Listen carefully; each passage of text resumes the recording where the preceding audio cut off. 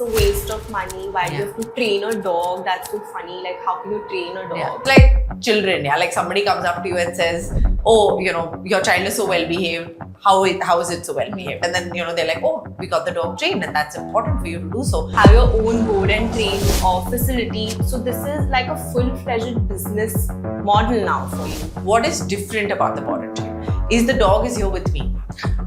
It's not just 1 hour. The dog is here with me 24 hours a day. So I'm able to follow up and do the same thing for 5 to 6 sessions a day. Basically, you're trying to, if you train them, you're trying to train them as an attacker. It really depends on the dog, on the age of the dog, on the problem that you're facing, and the personality of the dog. And what should one consider before getting a dog home and a pet home? If somebody looked at me when I was 19, they would have been like, this girl should not be having a dog. She doesn't even have a place to stay. Any dog training experiences where you thought this dog is just untrainable? Dogs that have pretty much caused people to get complete plastic surgery, reconstructive surgery, multiple stitches.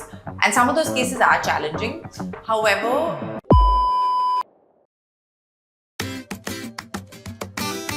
if you're a pet parent struggling with leash pulling, separation anxiety, or just want to raise a well-behaved dog, this episode is for you. Today we have with us Mithali Salvi, a dog trainer and behavior specialist who truly speaks the language of dogs.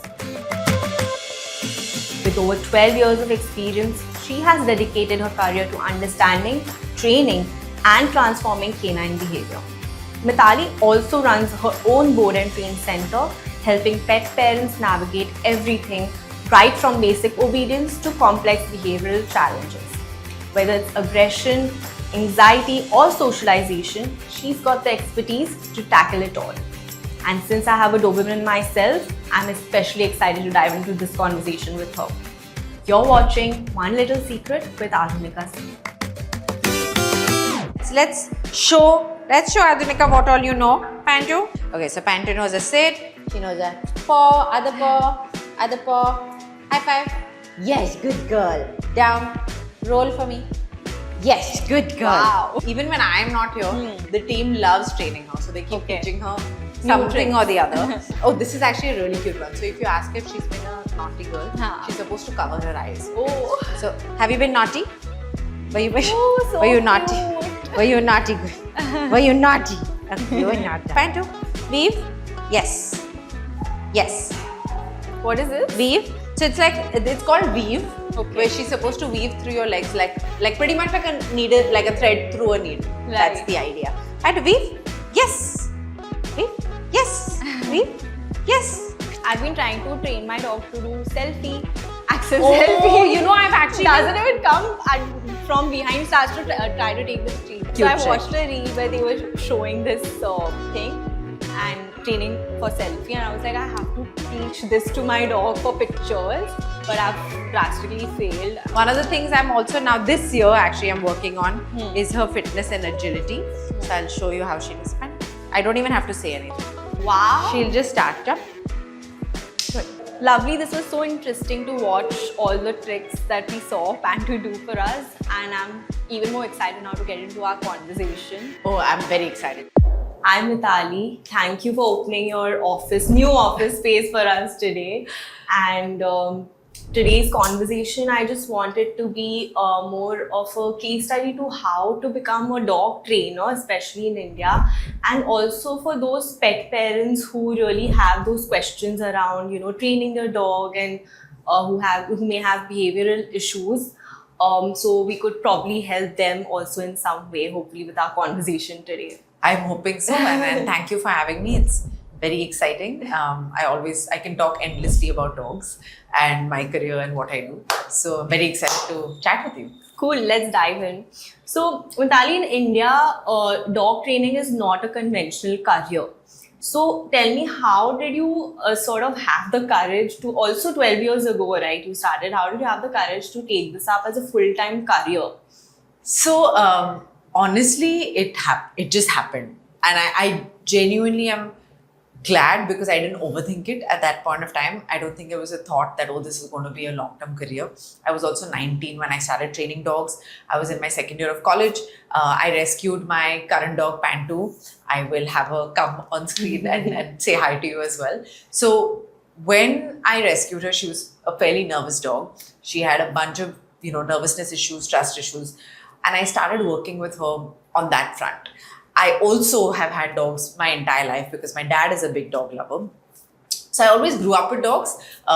Another thing I think was I lost my mum when I was very young. So that was, I think, a big kind of gap wherein that's one thing I think my dad did, is that we had so many dogs. So I would always be surrounded by dogs. Like when I went to school, I came back, like my grandmom would say that before she comes into the house, she's in our dog's kennel. So it was a very, very sort of a childhood that I grew up with dogs. Then I remember when I was young, I used to, like my school holidays, I used to spend at our vet's clinic. I always used to be surrounded by dogs. And I remember saying when I was young that, I wanted to be a vet. And I'm Maharashtrian, so I used to say, Mala kutracha doctor banayacha. And my family always, was like, absolutely not. Yeah. Ajibat nahi, you're not going to be a dog's vet or like work with dogs. Because it wasn't, like you said, a profession that was really looked up upon. And when I got Pantu, I started working with her. And her vet actually was the one that said, you're a natural at this. I think you should do something about it. So at that point of time, there was nothing much really in the dog training field. And I think dog training at that point of time was also very traditional. Wo aadmi aata tha, chok chain leke, you'd be like, sit down. And like that was the entire gist of how dog training was. And then when I started kind of exploring the world, if there's something to do in this field, I then started looking at, maybe if there was small courses I could do here and there. So I did one course which was 12 days. And that was also interesting because I remember when I inquired about that course, and it was 25,000 back then. Wow. And I didn't have the money. I was still in college. There was no way I was thinking of asking my family because there was no way they would have, probably supported me in that decision. So at that time, I got 2 jobs, 2 part-time jobs along with college. And my boyfriend, then husband now, was also really sweet and supportive because he was also working, just started working. And he said, no, we should save it up. He said, even if you don't do something, and that was our thought, is that even if I don't do this as a professional career, I'm always going to have dogs and it's going to help me in some way or the other. Right. So I did the course. I stayed back for those holidays in college. I printed out flyers, made like a small little card, which we just like handmade, put it out in newspapers because I don't think social media was not really that big back then. Put it out in newspapers. And that's how I got my first client, which was just through a newspaper, and got my first client. And then that client, was like, hey, she started training my dog. She did a great job. Told a friend, blah, blah, blah. And then that's really how the whole thing snowballed. And here we are, 13 years now, going on to my 14th year. It's been a fabulous, fantastic so interesting journey. How something which, it just comes to you. I think this just fell into your lap and then you just took action towards it. Very interesting. Also, so we found certain FAQs, frequently asked questions online, which are very basic, but I feel like let's address them one by one. Sure. One is, how often should I bathe my dog? Oh, interesting. See, ideally, dogs' coats and skins are not meant for frequent baths, right? Because they have oils, and naturally, if you're looking at a dog in the wild, it's not going to be having a bath as often. It purely depends now on the breed of the dog because they also live in a city. So usually, I would say once in 2 weeks is ideal. With my personal dog, I even do once a month because she has a very short coat, and if I just brush it, she's good to go. And I don't want to strip her of her natural oils, but it really depends on what the dog is like in your life. Like I have pure white dogs that get up on the furniture and stuff. Then I say, do once a week. But once in 2 weeks is a good sort of trajectory. Noted. Next one is, why does my dog dislike wearing a leash and go out of the house? This is like my dog also. Okay. So one, there is a bigger problem there because most dogs love going for walks, right? So there might be multiple things. One, there's either something that has happened outside, that's why your dog does not like going on a walk, or walks are not exciting enough. Two, there's something more exciting inside. So either it's the dog only wants to go for a walk with one person or you and doesn't want to go with the staff or something, could be something like that, which is another problem. 3, for some reason, the dog is really, really nervous in general and can't deal with the outside environment. That I would say is probably the top 3. Right. But those definitely need to be tackled. Also, I think I say this a lot with my puppies, is the first couple of times they go out of the house is only for vaccinations where they're getting poked and prodded. That's also why a lot of puppies don't like going out. Especially they have a fear of cars as well, because now in their head they're like, car means vet means injection. So you'll have to figure out what this dog's problem is and then start working from there. Got it. Should I train my dog to protect me? Get a nice watchman, get a good door alarm system and a good security system. That would be my advice. I understand if you live in a factory or a farmhouse where it's a big space. I don't so much feel like it's needed in apartments because again, we all live in high-rise buildings, and I think the biggest problem that I'm facing today is most dogs are coming for guarding or biting somebody in the lift or biting a stranger that came into their house, and now they want to change that. So I wouldn't want to start a problem in the first place. Basically, you're trying to, if you train them, you're trying to train them as an attacker. Yeah, as in like I have to usually protect you. I usually say it's not needed. I understand why somebody would want to, but unless and until you live there, like we have a dog in Malegaon, which is where my grandmom lives, and it's a huge, like we have a massive bungalow. There's a big yard, and there's nobody, like there's a watchman at night, but usually like he's just doing the rounds in the evening, and I understand his role. But in a 500 square foot apartment where I have 20 guests on a daily basis and a Swiggy guy and a this person and a Dunzo person, I don't think it's needed. Not necessary, right? How long does it take to see results from training? It purely depends on the case. Our training programs at MBT start from 2 weeks all the way till 8 weeks. More intense is also 12 weeks. So it really depends on the dog, on the age of the dog, on the problem that you're facing, and the personality of the dog. Perfect. How can I socialize my puppy? When you talk about socialization, in my world, socialization means that the dog's exposure to environments and people. But I think because in the human world, socialization means going out to parties and meeting people and all of that, people think that socialization means meeting other dogs, which is absolutely not needed today. I think for me, I would say as far as your dog can cross a dog happily without disturbing the dog and move on from that, that's good enough. Right. And the next one is, what are the symptoms of depression in a dog? That is a deeper question. But if your dog again is not eating, that's a big one. Not eating, not moving around too much. And when I say not eating, you're looking at least 4 to 5 days and above. Then I would say that we need to consider. But first thing you need to do any which ways in that case is get a vet checkup done. Make sure the physicals are clear, and then we go into the mental. Got it. So first I'll always check are the vitals, is there something wrong with this dog on a physical level, get a blood work done, get all the tests done, and then we can say, okay, maybe this dog is facing some other issue, and then we can work in different. And are there like some counselors to help with? I wouldn't say counselors. So of course we do a lot of training for nervousness and fear, which I think usually is the cause of like the dog shutting down in a lot of cases. But there are, and then you go into like maybe some medicine, which then we can say, okay, maybe he needs some sort of antidepressant in that case. Okay. But tell me, like you said, you started initially training in home. You went to the client's house, trained them, and now cut to you have your own board and train facility. So this is like a full-fledged business model now for you. So tell me, how did that transition happen? When did you think of expanding and creating this whole business and training center? So I did private sessions and going to homes for 9 years of my career. The idea struck when 9 years into my profession and 9 years into doing private sessions, there was a lot of demand for me and me going to homes, and I just wasn't able to do it because there's only that much one person can do. So that was one.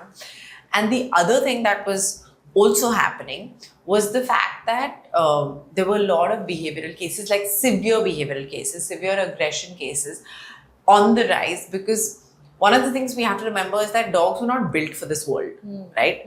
It's just, I remember, I'm sure you've had a dog, I've had multiple dogs. It was probably one dog in maybe 15, 20 houses. Now, the population of dogs in urban environments is growing. That's also leading to a lot of conflict. Between humans and dogs, between dogs and dogs, between humans and humans, it's all kind of getting, we know that, right? So, one of the things that's happening is that aggression is definitely on the rise. And a lot of times, I think there was this one particular case wherein this dog had bitten their child, and the wives, like the family members, were just like, we can't keep this dog. It was a bad bite, and they said, we can't keep this dog anymore. So they called me and I said, look, this dog needs more intensive work. I don't have a space where I can keep this dog. So I would suggest that maybe you send him to a space where he can get more intensive work.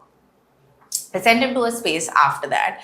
And 7-8 months later, they called me saying, they sent him for training, they spent all the money on training. And eventually the trainer said the dog is untrainable and they'll have to put the dog down. Oh no. So somewhere, these cases kept coming back. And I was like, I need to do something. I need to do something more, something bigger, where the goal is, of course, always to help more dogs. That was always at the back of my mind. And that was genuinely the purpose and the passion. So after that, I said, I was hitting a plateau. So I said, I need to do something about this. So I went to the US. I did my advanced certification from there.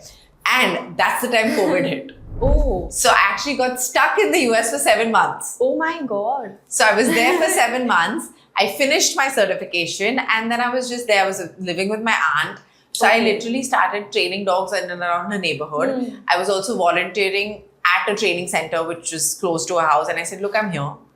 I'm free. Might as well make the I most said, of just I'll come work for you. Yeah. I'll come work for you. Tell me whatever you want. I'm happy to help you with whatever cases that you have. And that's when I actually started looking at the more board and train model, because it's a lot more popular there. And it's a lot more common there as well. So I started working there, seeing how they function, and I said, you know what? I think this is what I need to do. I think in hindsight, it was great for you to be stuck there. I think you at least experienced the whole format of, running this board and train and getting that first-hand experience. Absolutely. I think not many have the kind of luck or resources to, do that. So, which is brilliant. But tell me something, in what scenario compared to, like, say, someone who cannot maybe afford or also doesn't really believe in boarding and training. So is there a difference in board and train and a home or training session? So here's what I say, right? When I do home sessions, I come to your house, I come for an hour, and I say, I teach you, I teach your dog. And then it's up to you to put in the rest of the work in being consistent with whatever that we've taught the dog.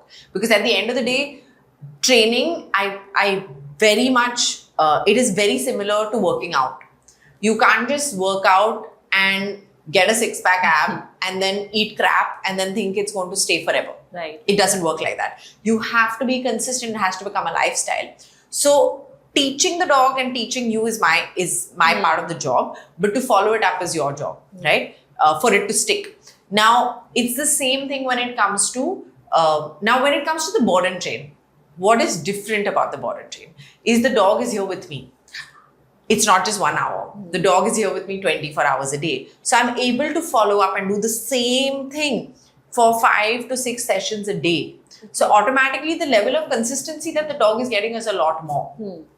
And that also means that there's a lot more, like the habits just being constantly practiced over and over and over again. So here's what I tell owners is that if you don't have the time or the bandwidth to make sure that you're following through consistently, then a board and train might be a better option for you. Or of course, in severe behavioral cases, board and train is the option for you.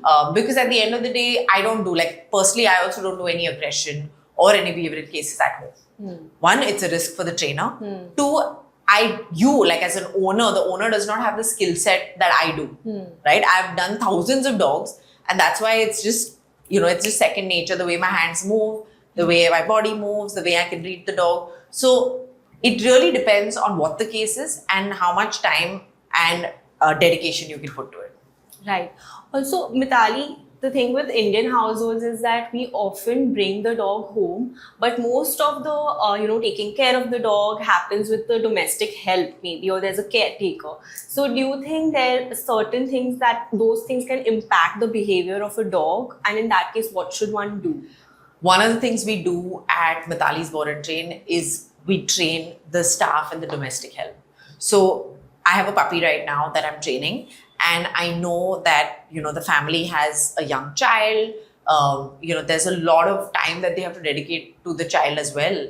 And they're probably not going to have the time for it, as much time for the puppy. Of course, they're very dedicated, but that's also why we're having them send both the house help here for me to train them, to make sure they are also on the same page and they're following it up. That's, I think, the main thing, is to make sure that there's consistency all across the board.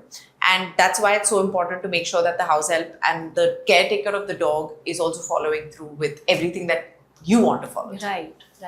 Because a lot of times we don't know when they are going for a walk with them, something has happened. Maybe they have, treated them harshly, and then you see the changes in their behavior later. So if something like that happens, how do you control? Is there a way to? Honestly, there is not really a way to control it. Having said that, in my personal experience, I know that it's sometimes easy to say, oh, maybe they might have been treated harshly. That's not most of the times the case. In a lot of times, the dog, how sometimes sometimes somebody will say, oh, he's so scared, maybe he's been beaten before. No. That's usually not the case. The dog in itself is a nervous dog, and that's why the dog is scared. It's not necessary that the dog has been mistreated. I have worked with so many abused dogs, genuinely we know for sure they've been through really bad breeding situations, or they were with an abusive owner and now they are being rehomed. And sometimes you'll see the dog and he's just the happiest dog. And he'll come up to you and he'll kiss you and he has no trust issues, because that's just who the dog is. Right? The dog internally as a personality is a very, very trusting, loving dog. Versus, I've had so many dogs that I have also hand raised. I've hand raised a litter as well, wherein from day one, the dog has never seen any mistrust. He's been in a house, he's gotten everything, all fine, but the dog is still nervous because that dog's personality and genetics are like that. Right. So, having said that, when it comes to answering your question, there's no short way. Other than, of course, making sure you find the right person, which is very important. Yeah. Also, given that many, pet owners hesitate about dog training, also, I feel like still there's not much awareness, because sometimes they're like, it's a waste of money. Why do you have to train a dog? That's so funny. How can you train a dog? Yeah. So how do you bring about this awareness? And have you seen a drastic change from over the years since you started training, this shift in the mindset? Oh, definitely. I think that from how many clients and inquiries itself when I used to get before to now have shot up like crazy. So there is definitely an increase in the industry and the world of dog training for sure. When it comes to, I think, awareness, it's just about speaking about it more. And I think one thing I tell my clients is that you guys are the ones that are setting the example out there for what a trained dog should be like and what a trained dog should look like. And usually, it's like children, somebody comes up to you and says, oh, your child is so well behaved. How is it so well behaved? And then, they're like, oh, we got the dog trained and that's important for you to do so. And that's really how the word is spreading. Right. And also, we see a lot of increase in population of the stray dogs and indies. So do you think, or do you see a shift happening in terms of adoption? Because most people have a preference of, I want this breed if I'm bringing a dog home. Are you seeing many people also adopt indies? Yes, I think there is definitely a rise in indie adoptions. We get so many, right? If you you've met so many even at the facility. There's definitely a rise in indie adoption. However, I also tell people is that the solution is not to pick up every dog and take it home, right? The solution is population control, and that is so important, because one female that's unneutered is going to produce a litter of 6 and 7. So how many will you keep taking home? It's not practical. You have to make sure that the best thing you can do is making sure that the dog is neutered.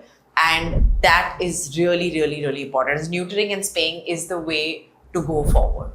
So that's how you can help, basically. Of If course. you can't adopt, at least go ahead and neuter some of the stray. Absolutely. And you don't even have to, right? Like, say, for example, like just right outside here, there are so many strays. And every year, I and my team makes sure that we neuter these guys, right? And at the end of the day, everybody knows, of course, for me, I put in my own funds, right? Because that's Right. something I'm passionate Yeah. about, is I know that tomorrow the dog's going to have a litter. They're going to be barely any food, or cars, trucks. There's so much that you eventually, what is that life, right? Yeah. So at the end of the day, the more you put towards neutering them, the better it is. But coming to this extension of this topic of neutering, do you think dogs need to be neutered, or like are you kind of obstructing their natural instincts of mating, or is it okay? So my take on it is, if it's a pet dog and you are a responsible pet owner, that's a completely different story, right? So like, if it was my dog and I have not neutered her, that's absolutely fine, because I am a responsible pet owner. I'm going to make sure she's just not going around every cycle and mating with every single Yeah, dog and producing litters. But if it's a stray dog, then that's a completely different story. So if you're looking at a stray, they are not going to be able to help themselves, right? She's on the road, she's in heat. There are going to be multiple males that are going to smell that she's in heat. They're going to come, they're going to try and mate with her. At some point of time, the mating is going to be successful, because not just one dog, there are multiple dogs. And a lot of time, the female also does not want to mate. Okay. But there are so many times when the female doesn't want to mate because she doesn't feel physically fit, but she doesn't have a choice, Oh. right? So at that point of time, you are then going to have so many litters. So when it comes to looking at stray dogs, at the end of the day, I'm looking at the quality of life for the puppies that are born. So, But like for pets, what is no, I have absolutely no problem. It's okay to not neuter. Absolutely. But does it cause any behavioral issues? So in fact, with a lot of dogs, I have so many clients who I say, don't neuter this dog. Okay. So many times. Because a lot of times when it comes to certain cases, neutering might harm the behavior of the dog. Okay. So many times I say, this dog, don't neuter. Of course, So it depends on the case. on the case to case, because most people feel ki, we have a male dog and he might get aggressive, so we must neuter him. But that is, there is no, But that's not a... that's absolutely like not true. It is not true. If your dog's hormones are aging, he's going to get aggressive. It's a myth. Right. And what should one consider before getting a dog home and a pet home? Because it's a big, not only financial investment, but also a lot of emotional care and support. So can you break it down that, like, if you are expecting to bring a pet home, what kind of investment financially goes into it, and time and to take care of your pet? So getting a dog home is a huge responsibility. First thing you have to think about is it's a 12 to 13 year commitment. It is a long commitment. Now I will give my personal example. My own dog is 13. I also got her when I was 19. Honestly, if somebody looked at me when I was 19, they would have been like, this girl should not be having a dog. She doesn't even have a place to stay, right?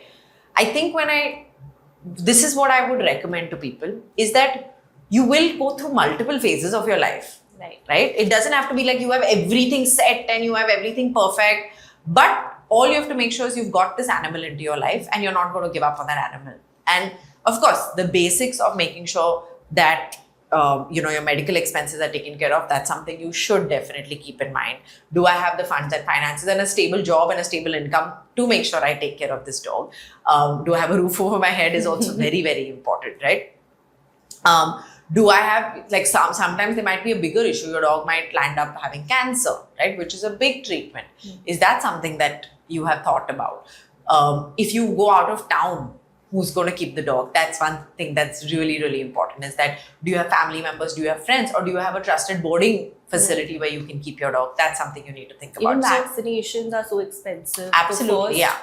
I think the moment you bring them home, you have to give them... Start with all of the basics. So you have to think about these things, but I think the baseline is always that you've got this thing into your life and you're going to stick to it. Like me and Pantu, We've moved 6 houses together. I lived in a hostel when I got her. We've been through so much, like even in my career, like when I started with her to where I am today, to everything. Like she's seen me literally through my entire life. But my thought, I don't think there was ever a thought where I was like, dude, she's my bacha. Like she's going with me everywhere. Yeah. She's coming with me regardless of where I am, what I'm doing, and no matter what it is. So the mindset one has to be that it's a part of it. It's your family. Your family is going to be with you throughout everything in life. And yes, then of course you think about the expenses. You're going to think about the next 12 to 13 years of your life. That is also extremely important. True, very true. So when we bring a dog home, how do you sort of bond with the dog? Because it's coming as a puppy, Yes. it's sometimes very new to you to even hold a puppy in your hand. I know when we got our Doberman home, my mom was very petrified of dogs. Yes. It was my younger brother's decision to bring a dog home. And I think only the younger siblings can do this. But I remember that in the initial phase of like 1 2 months, she couldn't even touch Yeah. the dog, even though it was a puppy, and we were like, this is the best time to get familiar with him. And now she misses that whole say, why didn't I play with him when he was younger? But like, how do you sort of bond with a new pet when it arrives home? My first recommendation to most clients is to practice a lot of recall games. So like, use the dog's food, make sure they're eating as much as possible out of your hand with your voice. Of course, a lot of play. So tug, fetch, a lot of toys. So that would be my first recommendation. Having said that, when a puppy comes into your house, the first thing you need to do is set a routine. You need to make sure that the puppy is getting adequate sleep. It's so important. And I think that's something that people overlook, because when they get a puppy, it's so cute, so tiny. Everybody wants to pick it up. Everybody wants to kiss it. Everybody wants to play with it. But sleep is when they grow. Sleep is when they rest. And it's really important to do that. And that's something I tell my clients all the time, is that play with it, but make sure he's getting adequate sleep.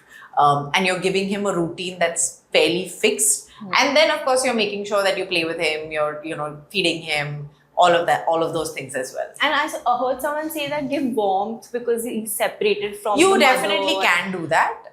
Like a Try hot to water sleep, bag. huh. Yeah, maybe a hot water bag wrapped in, like a blanket or a bed sheet is also a good idea. Okay, great. And what's the ideal age to start training a dog? The earlier the better. Always. Remember that it's always easier to teach good manners rather than let the dog learn whatever they want to learn or whatever they learn through their experiences and then change those. So the earlier the better, always. We have puppies that come to us 2 months, 3 months, as soon as the vaccinations are done, even before that when I go home for training sessions. So there's definitely... But then is there also age where you say that now you can't really train this dog, it's too old? So that is an interesting question because of course there's a point where it depends on the dog's health as well, right? Like if I'm looking at a 10-year-old, 12-year-old dog, then it's a different story where that dog is now just so set in his ways and maybe is physically just done, But I never say never. I've trained dogs that are 7, 8, 9 also. But what is easier, it's always easy to train the dog. It's very hard to train humans. Yeah. Right? Because they are so set in their ways, and unless and until you don't change the dog's environment and the response. So say, for example, right? If I'm sitting on this table and I have a plate of food, right? And every single day, the dog comes here and the dog starts begging and I give it a roti every single day. Unless and until I don't change my habit of giving roti, this is not going to change. Yes, this habit is a lot stronger of my dog coming and begging at me for food, but I will have to put my mind to it saying this has to stop, right? I can't give the dog food anymore. This is what is harder to change, right? And that's usually because the dog learns over time. Also out of love, sometimes parents do things that True. we shouldn't be giving. Like my dad keeps giving little cheese blocks to my dog and I'm like, it's salt, you can't give him, but then can't stop. But also, dogs, a lot of pet owners also live alone. Yes. and when they go out to work, they have to leave their dogs home. Yes. So because dogs have the separation anxiety and their only world is their owner. So what is the ideal time they can be left alone at home in a day? So, see, in India, I think we're blessed Yeah. with walkers, help, all of that stuff, right? Of course, in Western countries, that's not the case. So, a lot of times their dogs have to stay at home a lot longer, like throughout the day when people go to work. My suggestion is one, make sure you've exercised your dog enough in the morning. So when you wake up, before you leave for work, make sure your dog's had a good run, a good walk, enough exercise, and then your dog will probably sleep through the day. And then when you come back, you need to be ready to exercise again. Of course, we are lucky again to have maybe a staff or a help or a walker. I have so many clients that have a walker to come in the middle of the day, take the dog for a walk, house help or the maid or the cook that again exercises the dog in the middle of the day, even if it's a game of fetch, giving the dog a bone, something on those lines. So that's also really important. But not all dogs have separation anxiety. It really purely depends on the dog and also on the owner, because usually it's us that creates the separation anxiety. Okay. Right? It's something that I tell a lot of owners when they come here to drop their dog off. The dog is usually just happy, roaming around. Oh, kya chal raha hai idhar? New smell, new space, lots of toys, I can smell so much chicken. But then the owner on the other hand is like, bye, are you okay? Is it going to be okay? Right? And I usually tell my owners off. But I'm like, don't put that anxiety onto him. He's fine. Don't do the overzealous goodbyes and like emotional, because then the dog is like, why is she acting so weird? Like, is this really a place I should be scared of? Right. Like, why is she so nervous? Why is she giving out all this weird energy to me? Because is there something I should genuinely be scared of? Right? Because Right. usually, The psychology yeah, then, because yeah. if I'm coming to your house and I'm like, okay, here you go, take Pantu, I'm heading, right? That is usually how it should be.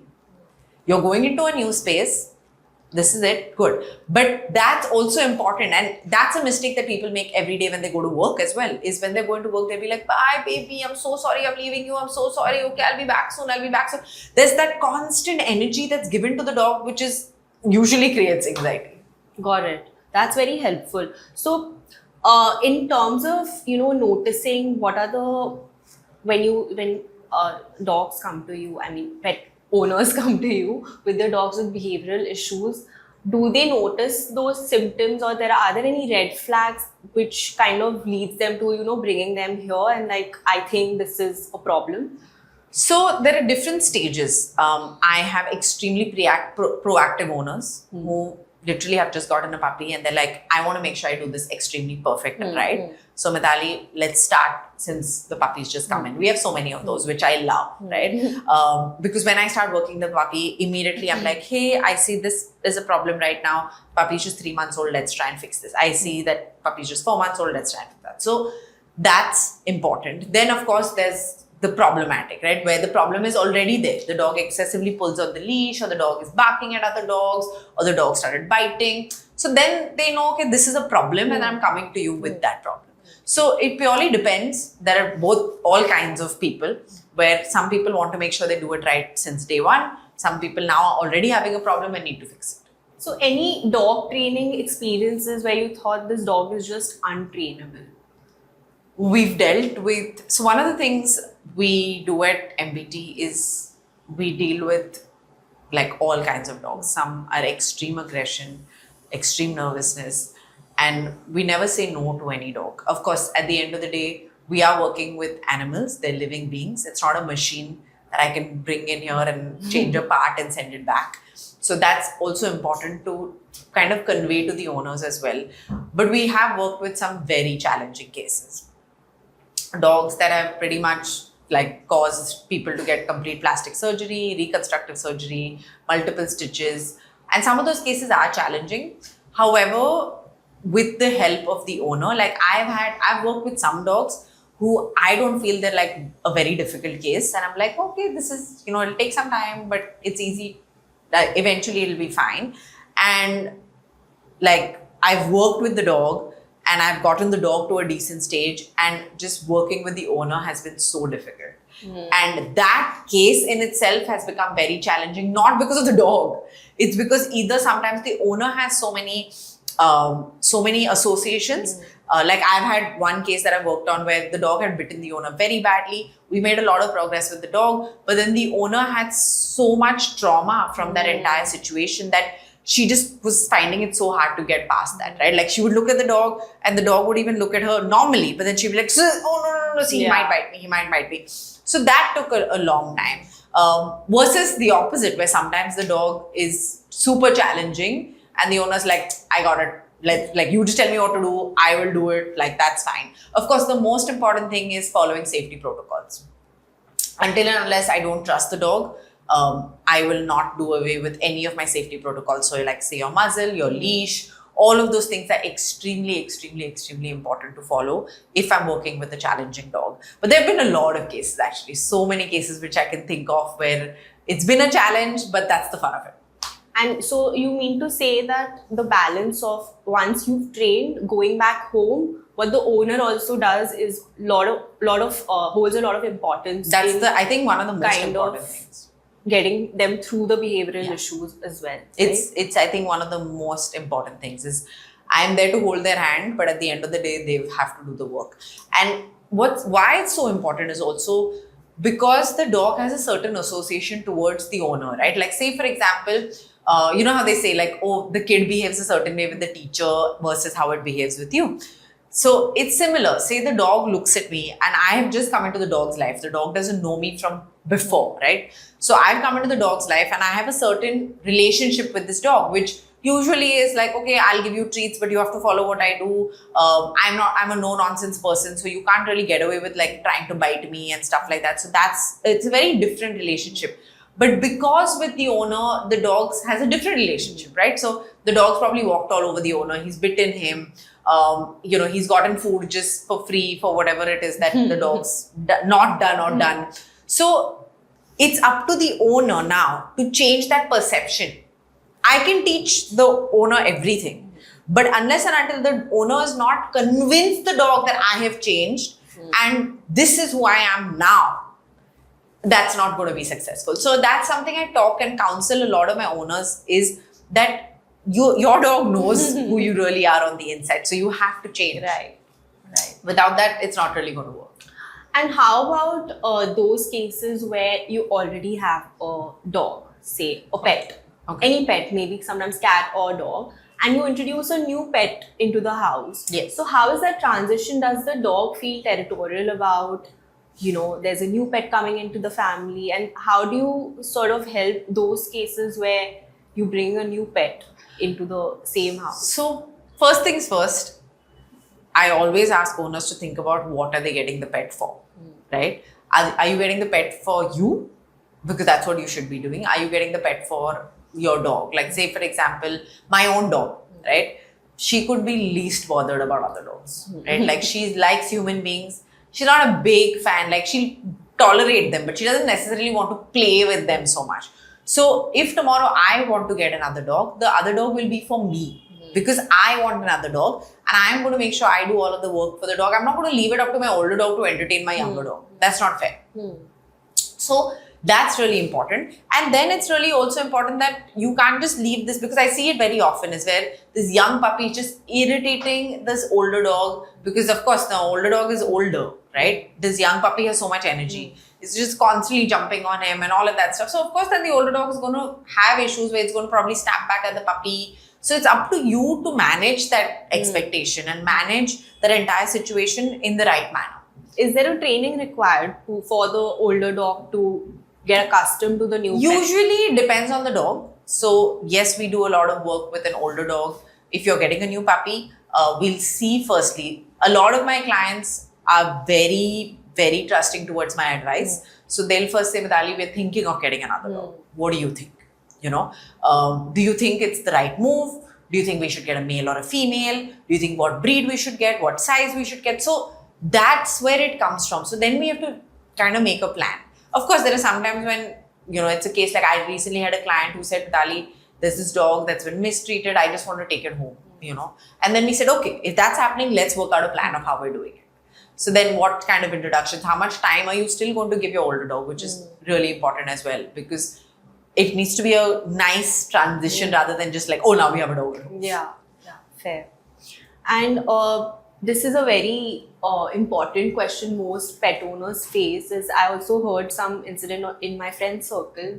They went out to the park with their dog, and it was maybe some competition or some park where there were more dogs, and this dog got into a fight with another dog, and while they were trying to separate the dog, it bit the owner itself. That's very so common. why, like, how do you, when your dog engages in a fight, what are the ways to stop that and take the dog away without getting bitten? First thing I would say, so to explain that bite, it's called redirection, right? Okay. So say for example, you and I get into a fight right now, right? And you and I like heated up into an argument and like you're ready to like punch me and like that sort of stuff, okay?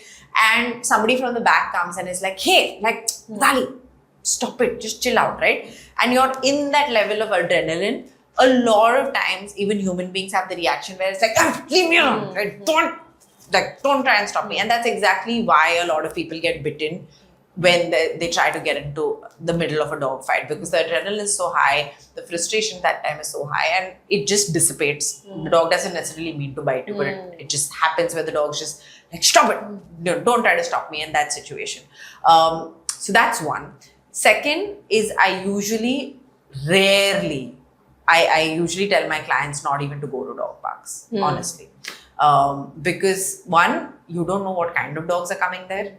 You don't know. It's like children, right? Like, would you just leave your kid in like a place full of like random kids who you don't even know, because you don't know what company the child's going to get into? It's the same sort of story. So usually if I'm making my dog meet another dog, it's usually with dogs that I know, that I know what the temperament is like, and then we kind of discuss that from there. So that's one. But the best thing to do is ideally pull the leash and get the dog out rather than trying to separate them physically by touching them. I also saw some reel around this fight thing that they were like, never try to separate them from the front, because that's where they feel like you're patting them that they are doing good. I don't Is that know true? In a fight, No. Because I think that at that point of time, the dog's like critical thinking is so far gone that I don't think the dog's really thinking at that point of time. Yes, for maybe little things, for sure. Like if the dog's growling or the dog's possibly like, stealing things from the table, like that's a different story where the dog's not in such high arousal. But if the dog is in such high arousal, I highly doubt Nothing's he's gonna like, work. I don't think he's like thinking from the point of view like, oh, she's petting me, that means I'm fighting is a good thing. Also, as humans, we live in a family, and then sometimes there are conflicts, or there are certain behavioral things as humans that we do. Yeah. Do you think those things also impact their behavior or their psychology? And when that happens, how do you sort of tackle those Definitely. Dogs pick up on emotions, dogs pick up on energy. It is going to make a difference. If you have a house that is unsettled, it is definitely going to make a difference as to what the dog's behavior is going to be like. So, of course, you see, there are going to be ups and downs in everybody's life. So, that's understandable. Sometimes, there's a family member that's unwell. There's a lot of like tension in the house. There's nothing that you can really do in those cases. The only thing that we recommend is make sure the dog's routine is as much as possible on track. That is what should ideally be done, is at least the dog's going for walks. The dog's, food is on time, etc., etc. And of course, make sure you sort out your own stuff. Right. And something very interesting that I believe in, but I want to know your take, is around animal communicators who, sort of claim to telepathically know what your dog is thinking. What's your take around that? See, personally, I have had cases in which clients have gone to animal communicators and then come here. And in some cases, they've had genuinely things that have been insightful.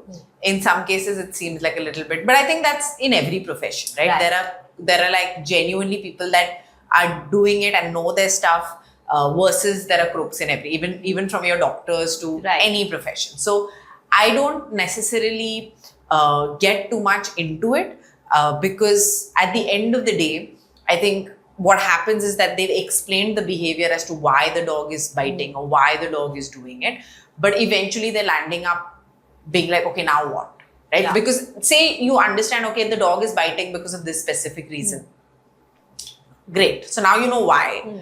But now what are you going to do about it? Because at the end of the day, you still have to tell the dog not to bite. And I have not really had too much success with anybody telepathically telling the dog not to bite and it being successful.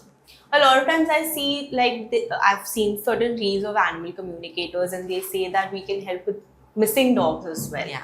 Have you seen such cases? I have definitely heard and seen a lot of cases, and in those cases, I'm like, the more the better, right? You use whatever resources you can in order to find Yeah. the dog in whatever case you can. So I don't know. I wouldn't comment much on Yeah. it, because at the end of the day, if tomorrow my dog goes missing, I am definitely probably going to Try use everything. every resource that is there, because it is a do or die situation. Often see dog owners abandon their dogs after they notice a behavioral issue, or like you said, biting the owners. So in that case, when they give away the dog, or sometimes they also abandon it on the street, which is very sad, what is the mental state of the dog then? Because they only know that house and that owner. So what happens if they even go to an NGO in that case? It is a lot. I think the state of mind of the dog is just confusion, right? It's just like, where am I? What is happening?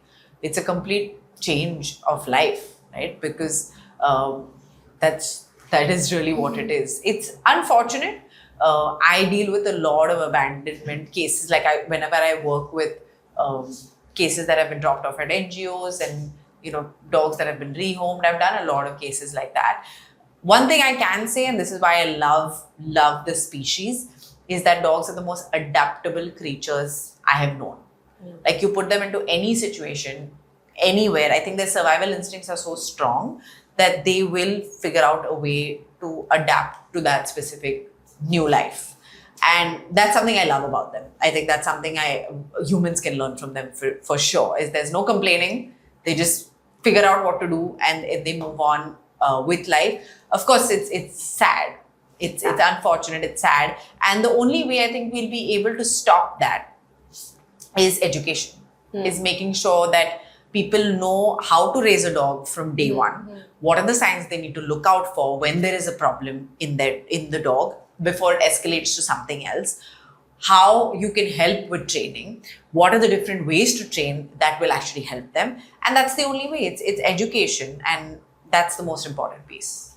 Right. It's like your child, right? You won't give up on the child if it starts to like behave in a certain Of way. course. You'll go to a counselor, you take them to a therapist. Yeah. And I feel the same, that it's unfortunate that you just give away your dog because it's, behaving differently. But can you share a memorable training session with any dog that was challenging and then you sort of successfully, got out of it? I would share actually maybe two cases. One was a case that I had. She was actually the first dog when I started MBT. This person was following up with me for over 7 months. The dog had severe resource guarding. When I say resource guarding, I mean that if the dog had food or the dog had anything, like, you could not go close to the dog. It was severe. You could not even be in the same room as the dog. So what they would do is, like, they would throw the food and then run out of the door and close the door. So it had gotten pretty severe, and the entire family was like, it's scary. Like, we don't, it's probably not best to keep this dog, right? And the daughter of the family was like, no, I really want to work on her. She'd already been through multiple trainers, but it was not really working out. And that time I was in the US. So she said, I really want to bring the dog to you, but I wasn't here. And then COVID happened, so I wasn't here anyways. And she kept following up, like, when are you back? When are you back? And then we came back, and then the facility setup took a little while. So she waited and waited and waited. And the day I started, she came and she dropped off the dog and she said, I really need help. And I remember her parents were there, and her parents said, please tell our daughter to give this dog away, because I'm genuinely worried that we're going to walk in, our daughter's going to be like dead on the floor one day. It was really bad. Like, she had multiple bites, face bites, a lot of bites. And working on that case was truly rewarding and amazing, because the dog's, like, today if you meet her, it's a completely different story. But she was like it was so challenging from a dog's point of view. Yes, of course, she's tried to bite me multiple times in the beginning, and then slowly you saw that change happen. And also, of course, working with the owner, who again, and this was like next level dedication. She, just to make sure the dog was getting the right kind of consistency in terms of training, she moved out from her parents' house, got her own apartment so that her and her dog could actually follow through with all of the training without too many distractions and without inputs from different people. And she worked on the dog herself, and it was just amazing. That is amazing. That is really a lot of, Yeah. work on the, Yeah. like a child, like I said. Yeah. All right, our next segment is rapid fire segment. Ooh, okay, wait, hold on. Keep Okay. your answers quick. If you could communicate with dogs for a day, what's the first thing you'd ask them? What do you think I'm thinking? One myth about dog training that needs to go. That neutering makes them more aggressive. One thing you've learned from dogs that applies to humans too. Just live in the moment and be adaptable. A dog training moment that made you emotional. When I see a dog like living with the family that the family never thought they could live with a dog. One Bollywood celebrity's dog you'd love to train. Ooh, I would say, I would say that the dog I wish to train is already done. But the second one, because I know my team really wants me to train that dog, is Hrithik Roshan. Oh wow, that would be something. If not a dog trainer, what would we be doing? I am somebody that gets so hyper obsessed with things, and I think that if I wasn't doing dog training, I'd probably be hyper obsessed with like dog longevity, and that's something that's been like taking up my mental space. Dog longevity, or even like biohacking. Interesting. A common mistake most Indian pet parents make. Thinking that feeding their dog is love. Yeah. One thing every new pet parent should know before getting a dog. That it's a long-term commitment. Are you in for it for 10 to 12 years? If dogs had a thought bubble, what do you think they'd be saying about humans? Can you please talk to me in my language? Woof. A moment in your career that made you feel this is why I do what I do. So many, but I would say having my team and seeing, like, being a part of why they, like, being a part of this family. as a Enabling team. so many Yeah. people into this, right? Okay, that's the end of our rapid fire. Okay. We did well. Okay, amazing. There's no Do I get a answer. hamper? We're coming to the end of our conversation. And if you had to give 3 tips to any aspiring dog trainers and who want to also venture into a training center, what would be? We're currently hiring, so please definitely feel free to join our team. I would also say that it is one of the most rewarding professions ever, but it's also hard work. You're going to be on your feet a lot. There is, you have to be emotionally very strong, and you have to have great people skills. Right. And our last question, since our show is called One Little Secret, so what has your one little secret been for your success? I would say that I have great people skills, and I think that's been dog training is easier, human training is harder. But until you don't train the human, your dog training will not succeed. So I would say that would be my little secret. Lovely. Mithali, this has been a really insightful conversation for me Thank you. personally as well as a dog owner. I'm sure all the pet owners are going to benefit from this conversation.